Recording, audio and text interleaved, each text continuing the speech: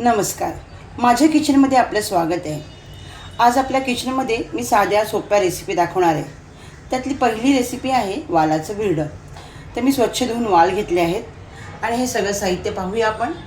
कांदा, वाटलेलं वाटण, हळद, कढीपत्ता, मोहरी, जिरं, मालवणी मसाला, काश्मीरी मसाला, मीठ, गूळ, हिंग, कोकम आणि तेल। चला तर मग आपण आपल्या रेसिपीला सुरुवात करूया। पहिल्यांदा आपण 2 चमचे तेल टाकून घेऊ। तेल छान तापू द्यायचं आहे। तेल तापल्यावर आपल्याला प्रथमतः मोहरी टाकायची आहे।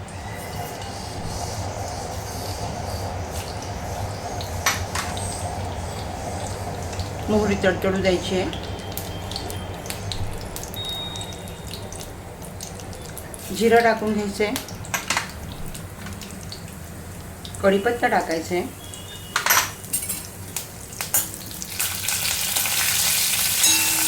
सुंदर सूर आवाज आलेला आहे फोडणीचा आपला। त्याच्यानंतर त्याच्यामध्ये कांदा टाकून घ्यायचा आहे, बारीक चिरलेला कांदा।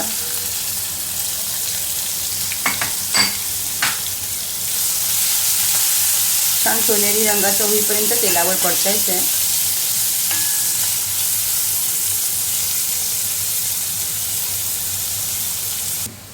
यामध्ये थोडीशी कोथिंबीर टाकायची फोडणीला।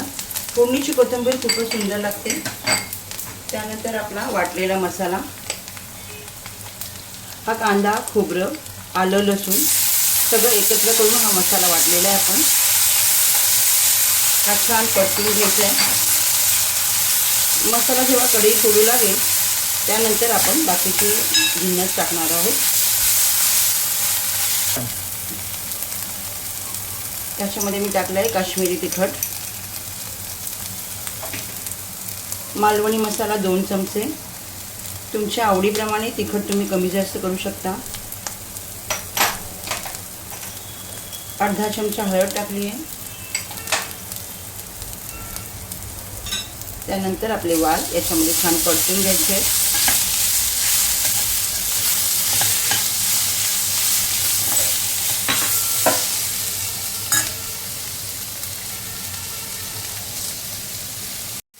त्यानंतर त्याच्यामध्ये 1 ग्लासभर पाणी टाकलं आहे।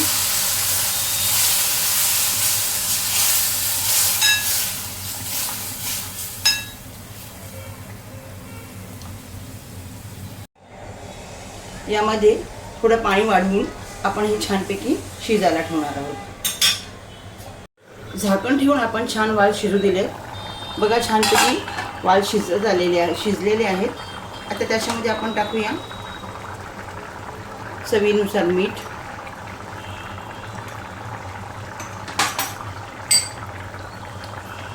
दोन कोकम,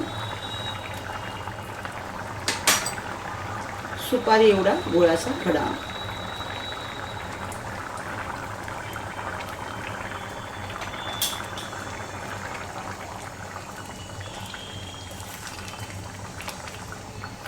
एक 2 मिनिटं मीठ सगळं भाजीला लागू द्यायचे। आपल्याला भाजी अशी सैलसरच हवी आहे, कारण ती आपल्याला चपाती किंवा भाताबरोबर खाता यावी म्हणून।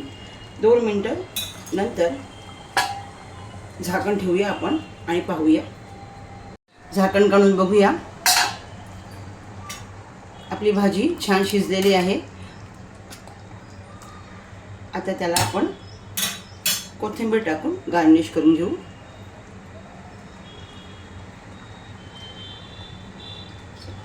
आपलं वालाचं बिरडं तयार आहे, चपाती किंवा भाताबरोबर खायला।